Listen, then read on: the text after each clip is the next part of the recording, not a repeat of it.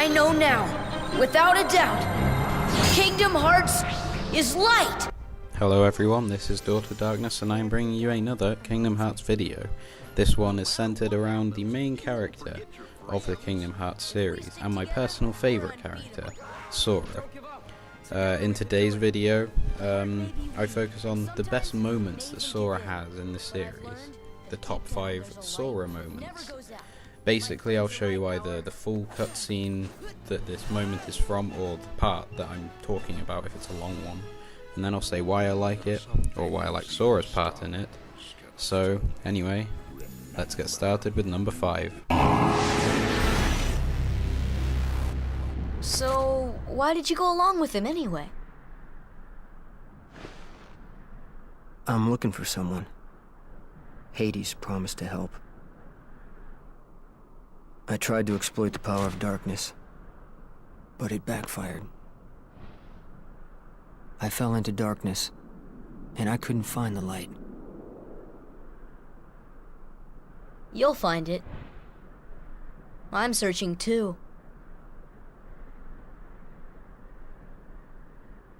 For your light?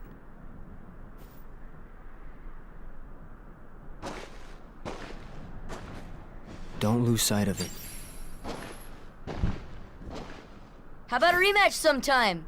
Fair and square, no dark powers involved. I think I'll pass. Okay, so for this one I was struggling to try and get like one of the selection I had in my mind into the top 5. But I tried to show a scene that shows Sora's forgiving nature, because that is one of his main qualities. And I think this is one of the best examples in the series of that. In the first game we see that Cloud, obviously the main character from Final Fantasy VII, is working for Hades, and Cloud tries to destroy Sora in his quest to find his light, apparently. Sora, given his nature, forgives Cloud and offers to help him. Of course, this continues into the second game where we see Tifa and Sephiroth properly. However, it is this scene that just shows what a good person Sora is. Most people would probably hate Cloud forever for trying to kill them, but Sora is willing to forgive his mistakes and actually help him, and that's why this gets onto my list at number 5. We never met. I was never Sora's friend. And you were never anything more, either. No. You see, in all of your true memories, I was never really there. Gee, then that must mean it was your magic that made the rest of us lose our memories too.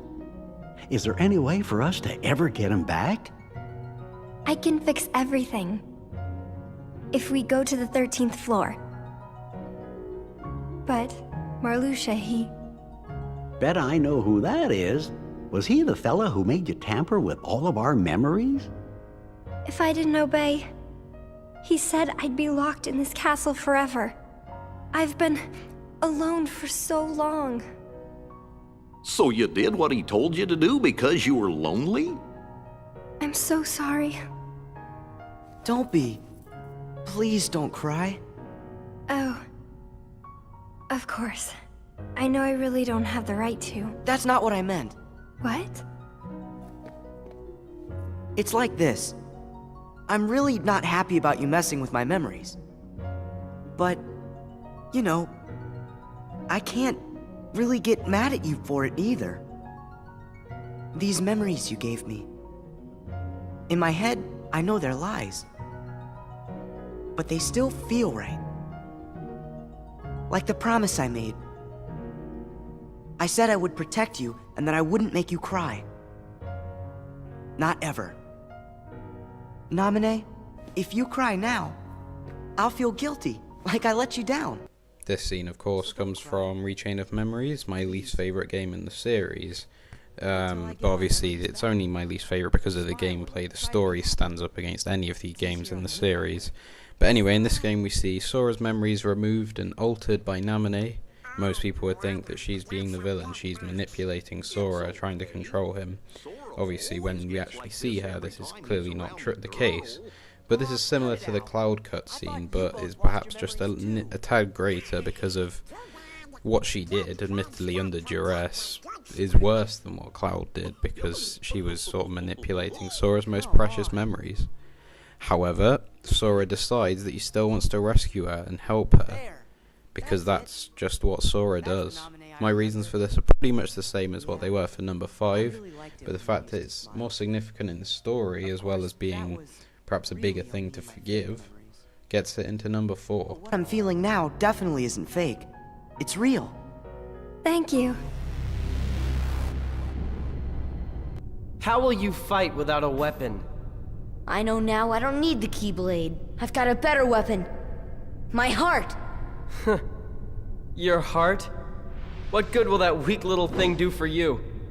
Although my heart may be weak, it's not alone. It's grown with each new experience, and it's found a home with all the friends I've made. I've become part of their heart just as they've become a part of mine. And if they think of me now and then, if they don't forget me, then our hearts will be one. I don't need a weapon. My friends are my power.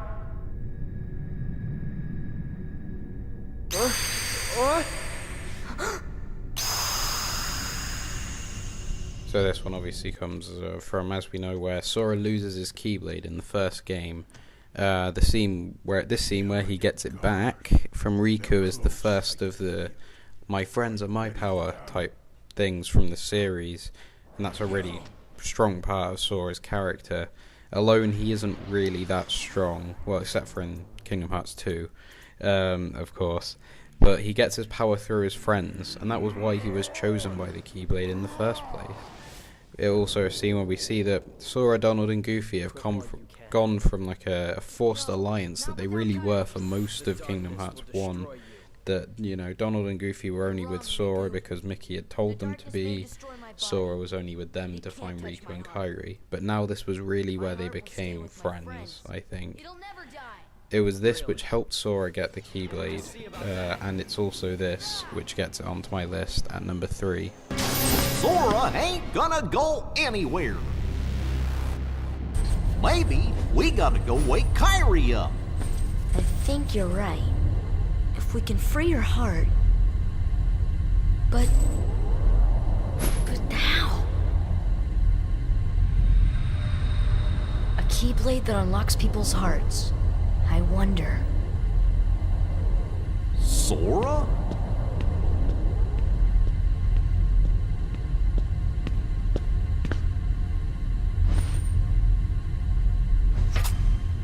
Sora, hold on!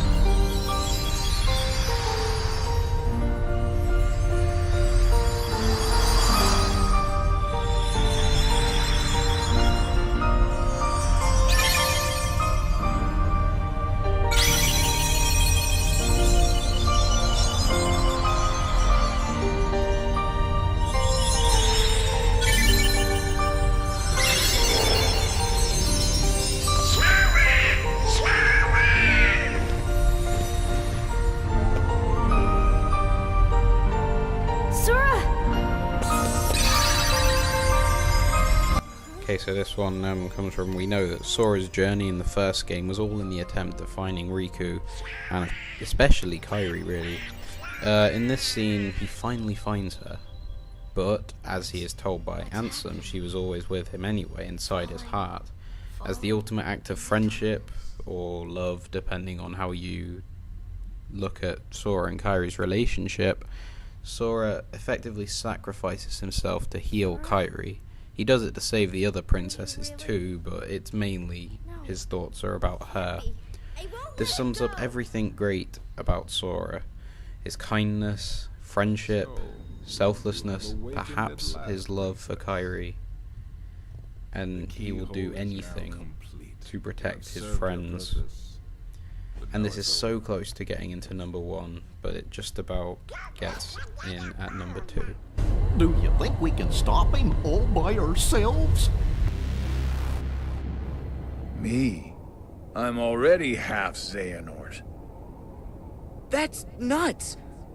However, through weakness of body, weakness of will, or weakness of trust, most of the original members we had chosen for the organization were inadequate. Thus, naturally, they never had a chance to attain their goal. Yet, even this was to be expected. We have learned of the heart's folly, and we have achieved our other goals.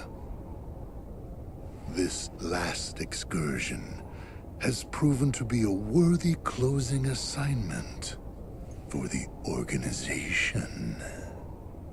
Just stop it! You treat people's hearts like bottles on a shelf, but they're not.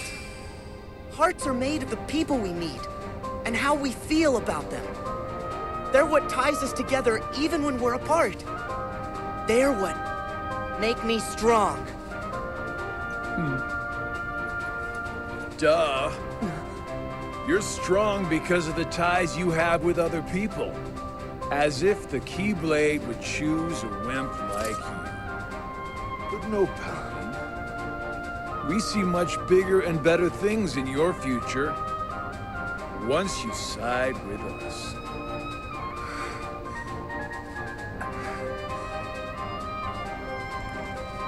I know the Keyblade didn't choose me, and I don't care.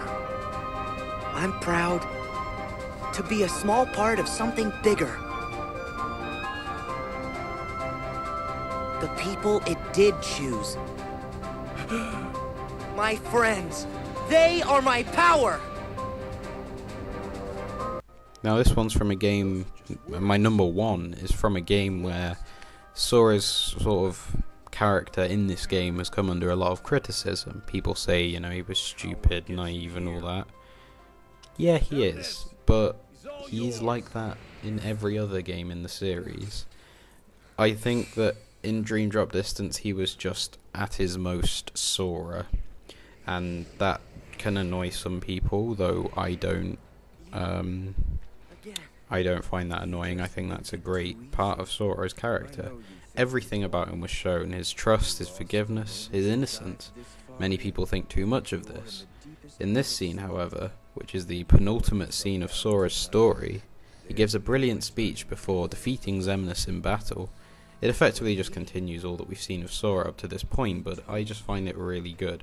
At this point we see it's quite clear Sora is walking into a trap, but it doesn't matter. He's doing exactly what Xehanort wants, but he still shocks Xigbar and stuns Xemnas into a momentary silence. There was so much power in what Sora said here, and it just sort of sums up everything brilliant about Sora, and it gets onto my list at number 1. So that's it, my top 5 Sora moments in the Kingdom Hearts series. Which ones are your favourite? Please tell me in the comment section below the video.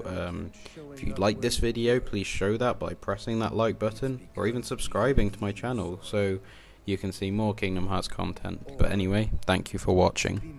Precise. We need what will be left of you. The 13th Dark Vessel.